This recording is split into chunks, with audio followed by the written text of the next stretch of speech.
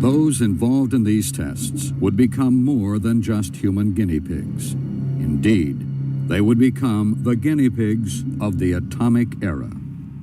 Airplanes, jeeps, food, clothing, trucks, and armored cars. Everything from canned milk to tanks will be subjected to the blast. Different animals have been placed aboard the ships to substitute for military personnel. Some were shaved in order that the effects of heat and radiation on their skins could be observed and the results applied to the design of protective clothing. Numerous towers have been erected on Bikini Atoll. Within these steel structures will be housed the remotely controlled photographic, electronic, and other scientific instruments that will automatically record the results of the blast. Atop some of these towers, encased in huge lead vaults, cameras have been strategically placed to capture as much detail as possible. While the first nuclear explosion proved that the bombs worked, and the next two ended World War II, the fourth was a test. It was called Operation Crossroads, and it served just one purpose: to develop a military understanding of the effects of a nuclear bomb, particularly against warships and the material they might carry. Anchored in the sheltered waters of the Bikini Lagoon below is an array of almost every type of naval vessel used in the past war. Here is the venerable old carrier Saratoga, the battleship Pennsylvania, flagship of World War I. USS Nevada was designated the target ship and strategically placed. Being painted white topside would make her easier to spot from the air. These sequences, and many others in this program, were obtained from official film archives, classified top secret for almost 50 years, and released in the late 1990s.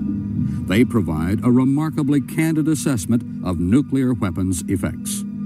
While the Navy concentrated its efforts at Bikini, the Manhattan Project's scientists at Kwajalein were busy assembling the atomic bomb, taking special precautions to ensure its safe disposal. Ground crews indoctrinated in the procedure of handling such a weapon. A bombing crew was competitively chosen. Major Swancutt, the pilot. Major Wood, the bombardier. The B-29 Dave's Dream would carry them to the target.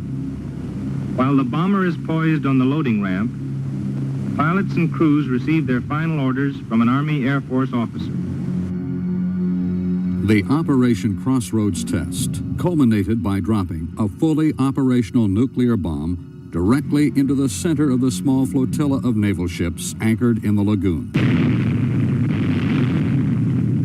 In these views, vessels are actually lifted high into the air by the force of the explosion. In others, note the relentless spread of highly radioactive water dispersed by the blast.